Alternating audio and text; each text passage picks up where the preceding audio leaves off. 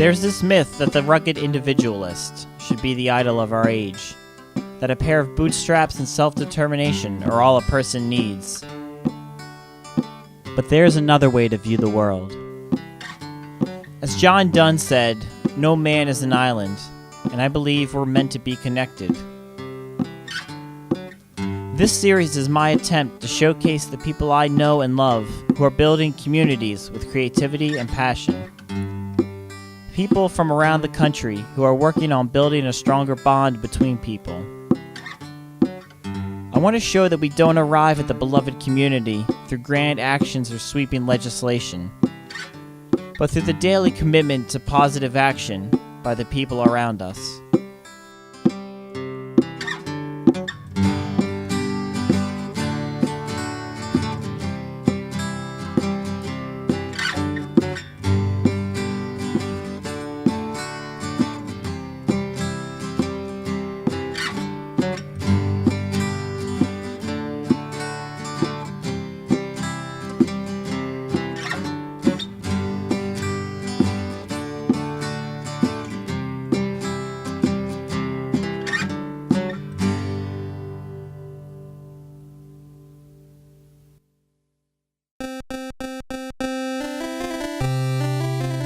In this age of electronics, my world revolves around computers and screens.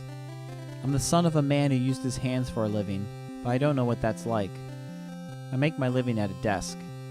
I'm ignorant in such fields as auto repair, woodworking, and ceramics, but Mike Mahoney has balanced both worlds.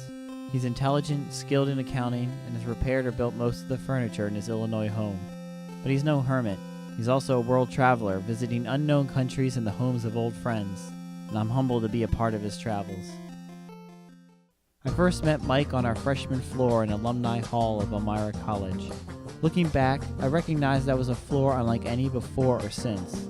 My best friends from college were on that floor: James Piles, Joe Frederigo, Brendan Tompkins, Bolivia, and at the end of the hall, Mike Mahoney, a valedictorian who was popular with a lot of people, proof that smarts in society can be connected. But he was more than that. He was a musician, a radio station board member, a student, and a model for me on how to get along with people you don't like without losing your cool. For our senior year, we lived together in Perry apartment, with many of our best friends from that freshman year floor. That's where we were on election night 2008. I was elated that Barack Obama had won, celebrating by declaring that Republican elected officials could deal with taking a back seat. It's our time. Mike, once again taking the tact of the calm, long-viewing sage, reminded me, that's just as bad as everything you're railing against. That won't solve anything. He was right.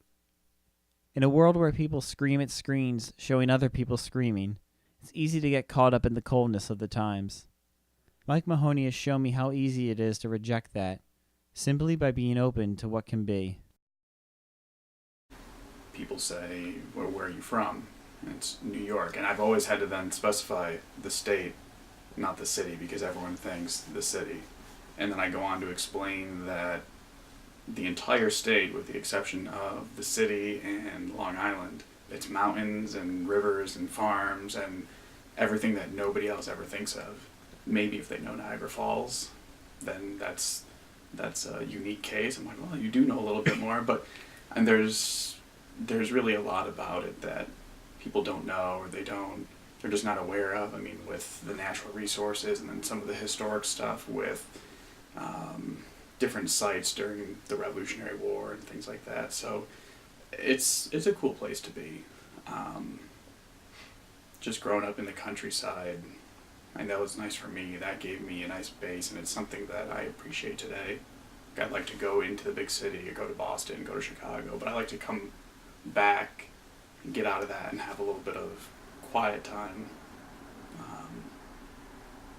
and it just gives me kind of some time to reflect on things, and just that some of that peacefulness that maybe you don't get in the city. And maybe some people do find it in the city, but me personally, I like the quiet and the calm. Actually, I don't know if you just read recently that Corning, right next to Elmira, was named the coolest small town in America. They won, I don't know exactly how they had to go about trying to apply for this, but that's just a good example of they do have a nice presence with the Corning Incorporated establishment there. But then I think that you've been there. It's a cool place with the museum and the old Main Street with a lot of the small businesses, and then in the surrounding area you've got the good old Chemung River and the wineries and the hill country and Watkins Glen, the camping and the state park and stuff. So that I think is a really nice blend of everything that you can get in one of these smaller areas. Not to say that there's nothing out there that is just fields and streams, but you do get a nice mix of some culture and entertainment, and then also the recreational side of things. And like I said, I think that's a good illustration. I think where I was, you're starting to move a little bit further down the spectrum. So if you're going from something like New York City, you got the big city, then places like Corning and Lake Placid up in the Adirondacks, they've got these nice little communities and these historic towns and all the little shops that are there. And then you're moving more toward a place like where I grew up, where it was mostly completely rural. The town was really small. We had just the necessities, gas station, grocery store, and that was about it. And then there are some places in New York, but I think all around the country, where you go even further and it is something that's old, maybe it looks run down, maybe there was some sort of industry there in the past that's since moved out, and it just decimates that whole area. But where I grew up was predominantly agricultural, and there was a lot of farming, mostly dairy farming, but you still see, the houses, the barns, the properties, they look nice, and I think there was pride in that community, and people took pride in what they did. So, like my high school, we had 500 students, grades 9 through 12. If that's any sort of indication of the population. Actually, that was a bigger class just because we bused people from all over the county into our school system. Some people had hour-and-a-half bus rides to get to school in the morning, and then later in the evening to leave. We actually have more cows than people in the county. Attica, New York was the home of the greatest, or the largest, rodeo east of the Mississippi River.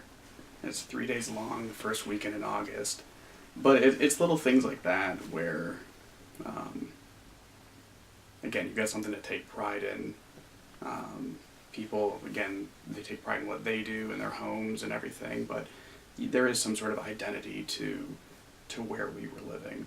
Of our 500 students from grades 9 through 12, there were 200 and some people in the band. So that was all the instrumentalists, and then some people, they have the color guard, the flags, and the people with the banners and stuff in the front of the parade when we marched. So that was a huge identity that we had for ourselves, because this band had gone to different national competitions and traveled to California, to Florida, things like that we did through fundraising. But it was something that if you were just passing through, driving through, you'd never think that there was something kind of where we were all united in that way, in such a large organization within the school, that everybody kind of rallied around, and that it was such a I guess kind of reputable group, that we had this national attention drawn to us. And it's kind of nice to balance that out with the Attica that a lot of other people know, with the prison. That's a big economic engine for us as far as jobs and stability in the local area.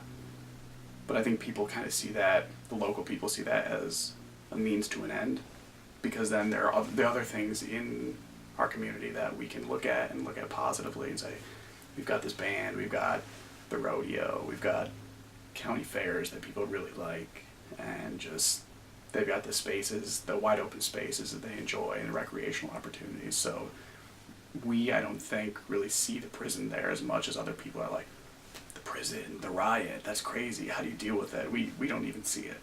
It's just kind of, it's there, it is what it is. And my father works there. He's worked there. He's retired from there. He's worked in different jobs. My sister worked there at one point. Probably almost anybody that I went to school with, their parents worked there. When visitors come into town, we'll pass by and they've asked if that's our high school. They've asked, is that some sort of castle? It's a pretty impressive structure, but from what I've seen, I think some people are a little disenchanted with the idea of working there. It's not necessarily their dream job, but for some people with the different pressures in agriculture and farming, there's a big push to just scale of an operation, because it's hard for old family farms to hold out with a few dozen animals, or for whatever, if they're doing livestock, veal, dairy, it can be tough. So when it's the bigger operations that are out there thriving and surviving, it does force the little man to have to sell out. And this is an alternative to be able to provide for their families and themselves. It's not the best thing that they imagine for themselves, maybe. But again, it's something that they can rely on for some stability. And then they can kind of like push that away. It's like, I've gone to work for the day, now I can come home to my family. I can do these things that I want to do, see these people that I want to see, and still live and thrive to some extent in the community where they grew up. And I may have generalized somewhat, but those are some attitudes that I've seen. I've not done a scientific poll of anything or anybody there, so it could be there are some people that might enjoy what they do. I mean, there's a wide variety of services and positions within that system. There's educational services, health services, psychological stuff. So there's a whole range. It's its own little microcosm. It's its own little city, in a way. So there are opportunities there. And some people, maybe they do see it as a positive. Maybe they do love going to work in the morning. There may have been a little bit of an influence on me because of just other families and my sisters. They had been in band, and it was almost understood, like, you're in Attica, you're part of the band, because it was such a big organization. But I was a little bit musical to begin with. My mom had me doing piano lessons when I was younger, and so it was something that I wanted to follow through with, not necessarily with the piano, but once I got into it, and we started in 5th grade and just kept on going up through high school. I think that, I mean, we did kind of rally around this whole thing, that the past successes of the band, where we thought, wow, they've been to Virginia, or they've been to Florida. And that's something that when you're coming up as a freshman, so you're 14 years old or something, and you're from this small town, and you can look at this band and see the opportunities that are out there. And it's like, I might get to travel to these places, and some of these people have never traveled before, and I hadn't even done that much traveling, and it kind of opens the doors for us a little bit, and to give those students a little more view of what's outside of there. And not that there's anything bad about Attica or other small towns, but I think there's a tendency for a lot of people to stick around and maybe not ever have any ambition or desire to leave.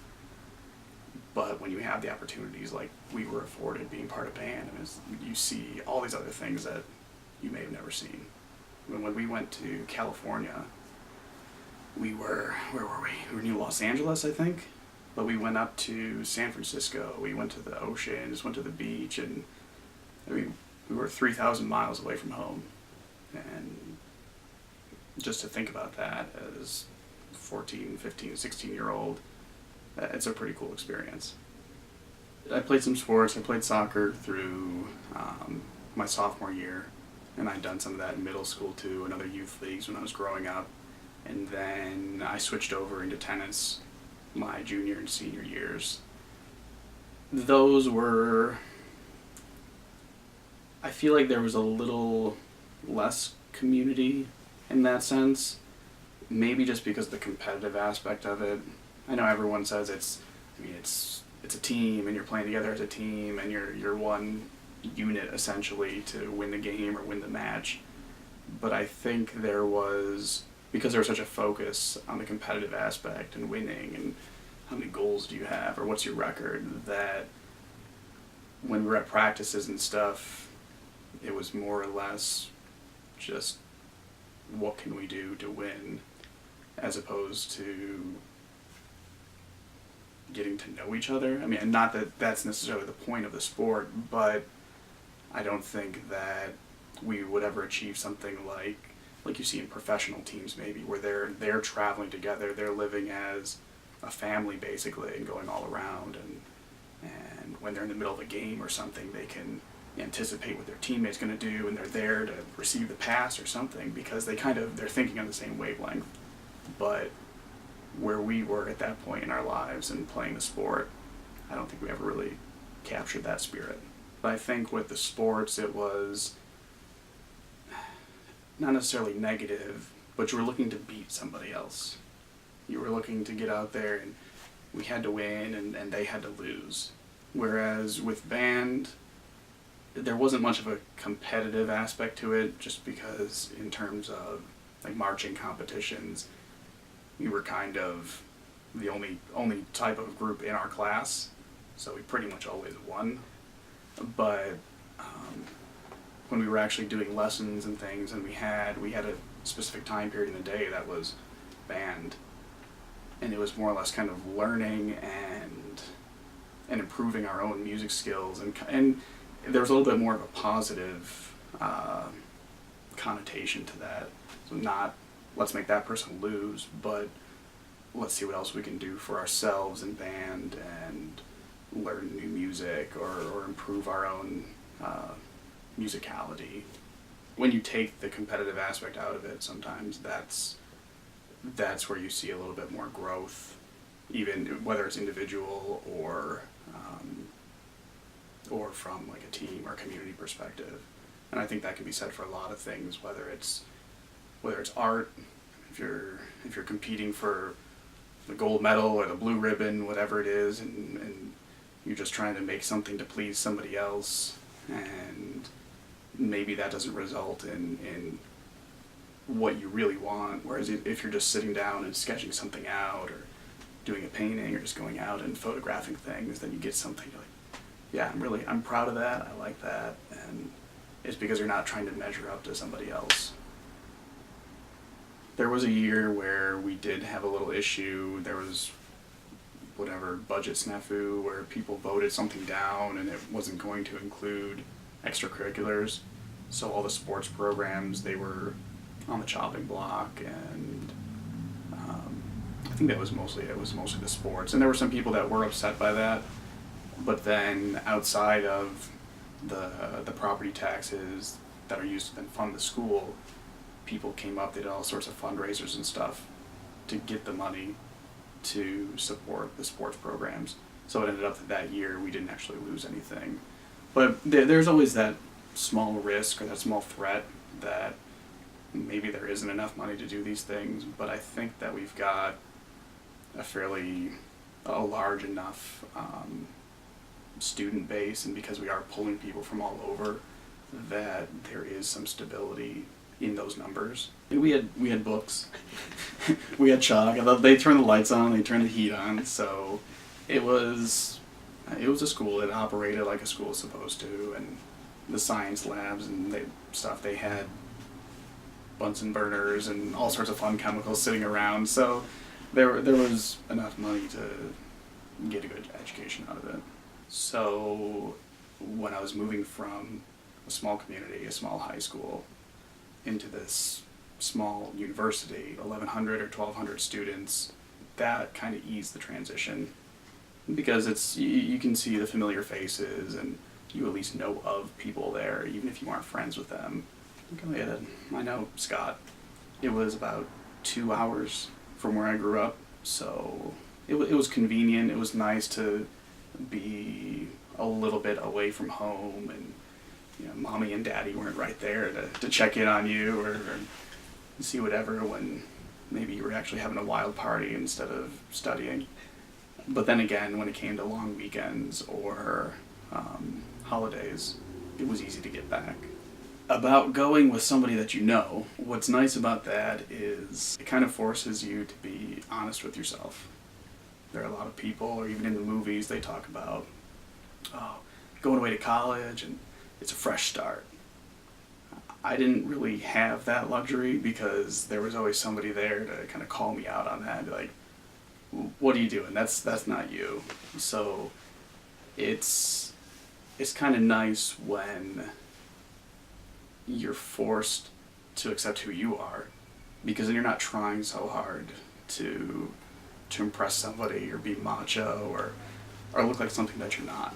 And I think that that's something that we all kind of had in common. We've talked about this before, and how unique of a floor and of a living environment that we had. But I think it's because even though maybe other people didn't have somebody that they knew from previous years, they didn't have them with them at the college, but we were all kind of just real with ourselves. And I think you're a good example of that, just being Paul, and you put that out there, and I mean everyone was cool with that. And I think that's where kind of we and the rest of the group there, we kind of flourished, is because we were just easygoing and we knew who we were, and we're like, yeah, he's cool, he's relaxed, and let's hang out. And now here we are today. I mean, 8 years later. Yeah. It's wild to think about that. What I liked about it was that things happened kind of naturally. Everything seemed to just be a fit. I mean, and that took a little bit of pressure off me personally when I was trying to focus on the academics of it because of the scholarship requirements, and you had to have certain GPAs. It was nice that we could all kind of immediately bond, because then I didn't have to go back to my room thinking about, I didn't make any friends today, I need to work harder on that tomorrow. And I mean, it didn't have to be that way. So we just all kind of hit it off, and we would do our things or go get meals, and then that gave me the time to myself to study or read or do whatever. And I think that was nice, because I think that first year could be challenging for anybody, and especially with kind of changing a little bit of my approach to studying and education. I definitely wanted to be on top of that in my first year. In successive years, sophomore through senior years, everything was much more comfortable, but I definitely wanted a little bit of time to myself freshman year to be able to focus. And it was nice that the whole friend making thing was kind of out of the way.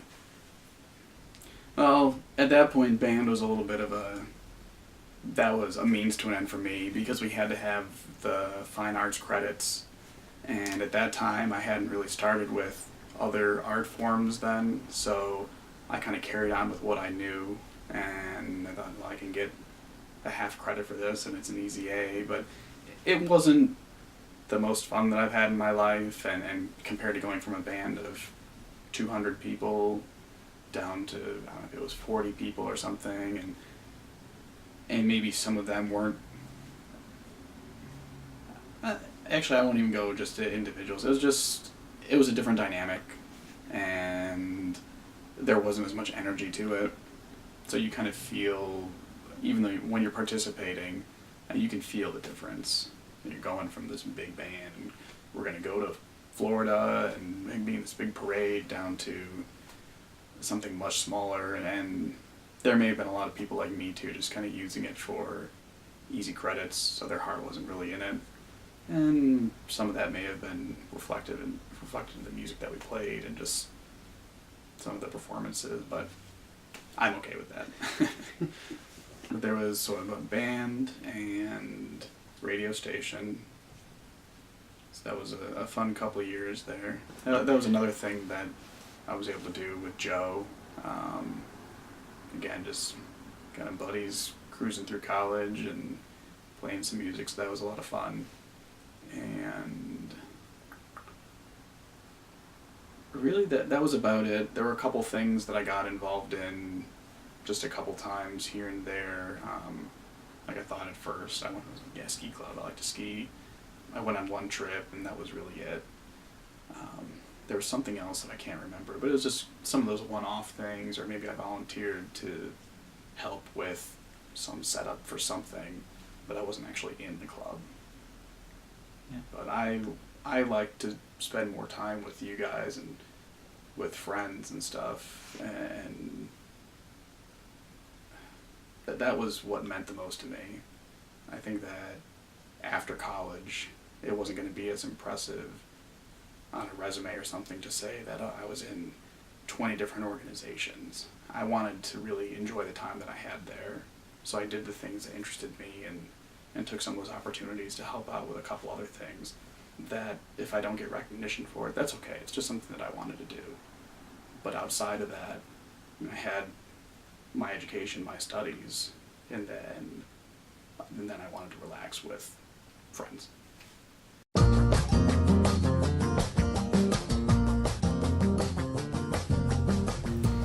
I went over to the art building one time with an art student, and we were just messing around, and I forget what she had gone over there for.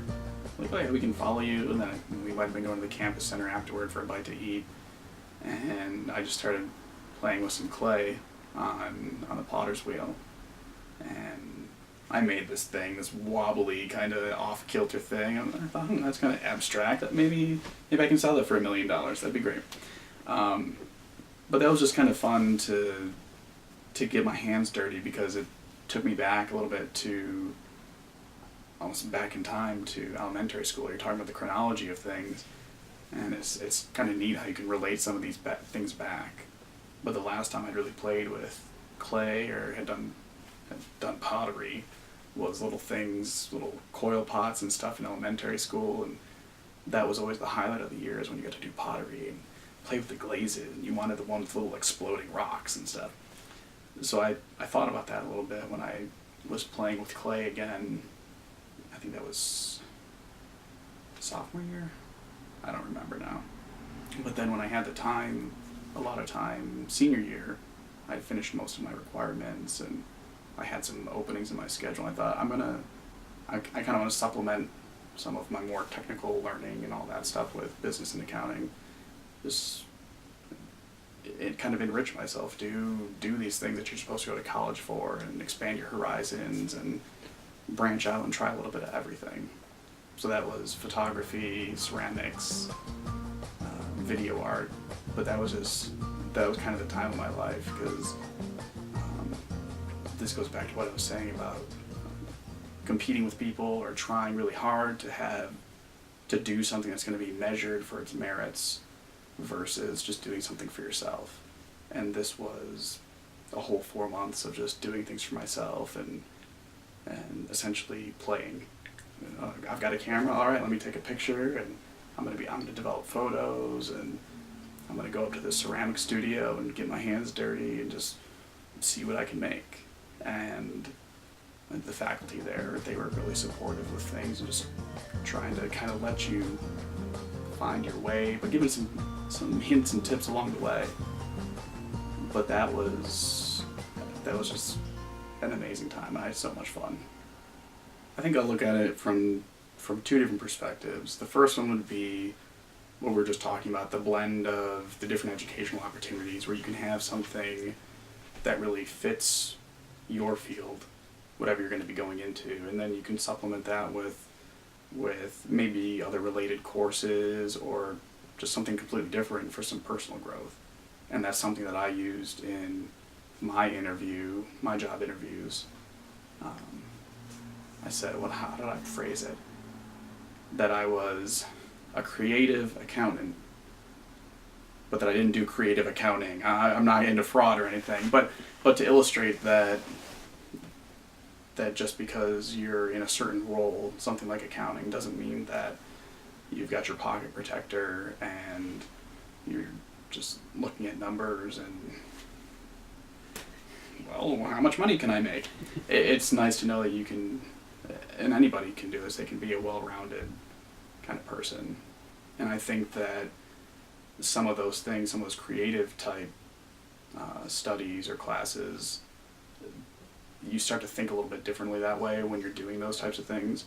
And you can actually apply some of that thinking back to something more technical like sciences or accounting.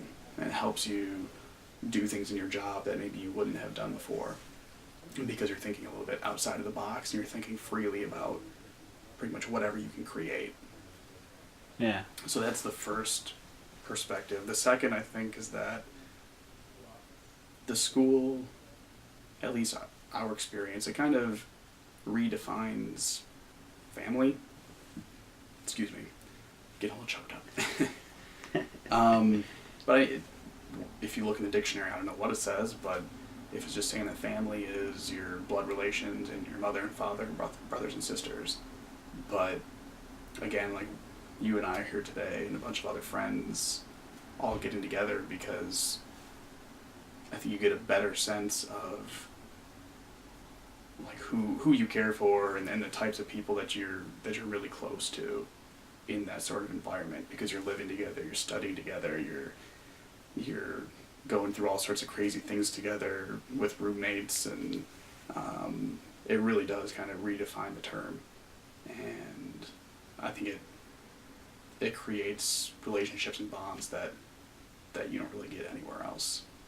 When I started that new job after school, I thought, it's my first day. They can't possibly expect me to know everything about everything, much less anything probably about what they do, just because every job environment's unique. So I think that the way that I deal with these things is just taking the pressure off myself.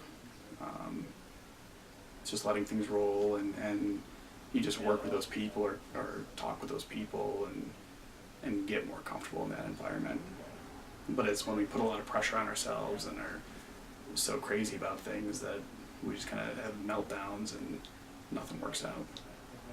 But I think it's a good way for kind of everybody to come together, is when everybody's just, they take things down a notch and you do a little bit more thinking and see what's happening in front of you and just kind of let it happen. I think it's easier for people to come together. But it's when everyone's got preconceived notions about who somebody should be or who I should be to that person, and that everyone's kind of building themselves up on some sort of pedestal or something, and then nobody can ever meet anybody else's expectations. That's something that I wasn't going to do to myself, because it doesn't make any sense.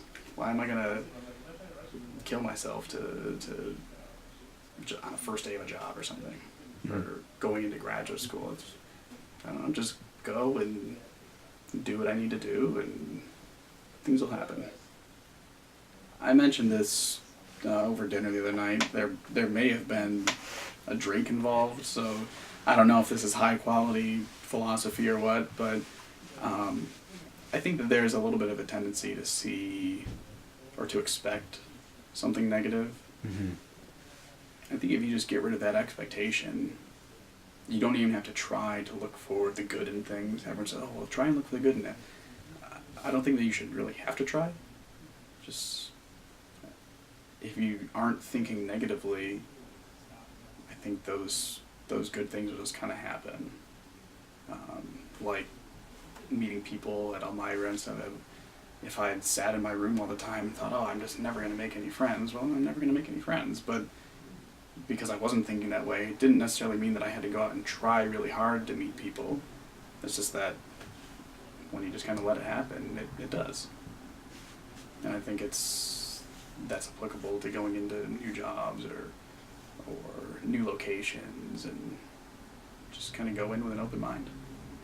When I went to Europe for half of grad school, you had people from just everywhere starting new in this international school, and not many people, I think there were a couple people that traveled together, but basically nobody knew anybody.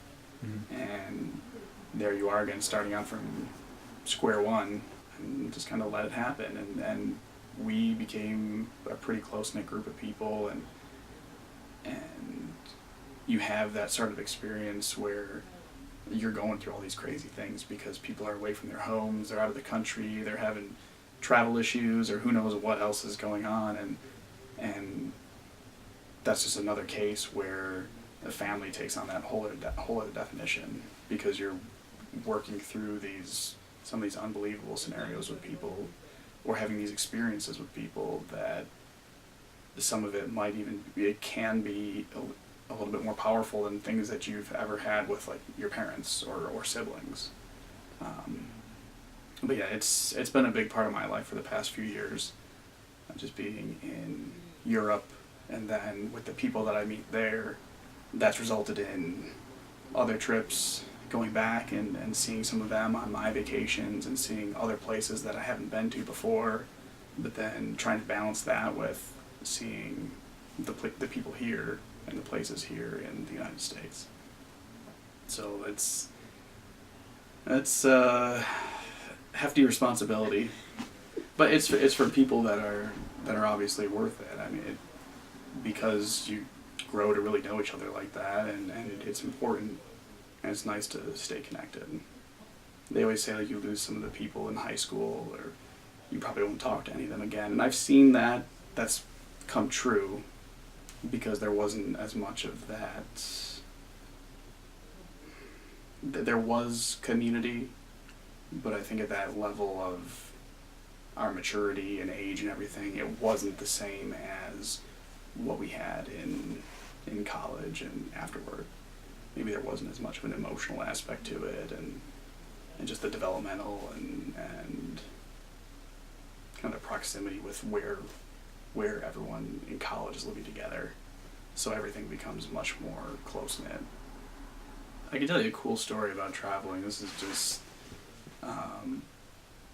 kind of blew my mind when it happened, but when I went back to see friends that I had met in that exchange period in grad school, Mm-hmm. I went back the next year on vacation, or on a holiday, and we went to Greece, actually, where one of these girls was from. Her dad really wanted to talk to me, because normally it was him in the house with his wife and 3 daughters. So he said, "Oh yeah, come, we'll speak as men." I was like, "Okay." But he was so excited to have me there and to visit Greece. This was, and especially because of all the news that was going around about Greece at the time, and how they're in debt and the country's going to go bankrupt and who knows what. But this guy was just eternally positive about it, and having me there, it's like, yeah, this is a great place, like you need to come back, you need to see more of it, and I can tell you everywhere that you need to go, and he really just wanted to share that, which, I mean, it's amazing. It's something that you can't get in like a scheduled tour group or something. It's that personal experience. But then he went up to his room and he got this thing that he wanted to show me. It was this chain with some beads on it. It almost looked like a rosary, but without a cross. So I think people say like they're like worry beads. And he explained it to me that sometimes guys will be out at cafes or something and drinking their coffee, and they'll just be kind of swinging these things around their fingers just to occupy their time or occupy their hands. And then he said that these were the ones that he used when he was trying to quit smoking. And then he handed it over to me, and I was like, "Oh, that's really cool," and it's a really nice piece of, I don't know if you consider it jewelry or what. But then I went to hand it back to him. He's like, "No, that's for you to keep." And that's the only souvenir that I have from that trip, just because, I mean, you can't top that. It's so cool, and just to make that connection with somebody. He's like, "Yes, when you come back, you let me know when you're coming back, and I'll tell you everywhere that you need to go." And you can't get that anywhere else. And again, it's one of those things, just kind of letting it happen and being open to those experiences. I'm like, oh my gosh, the father, he wants to talk to me. He's gonna throw me off the balcony because I'm with his daughters. It's just talk to the guy, and a cool experience comes out of it.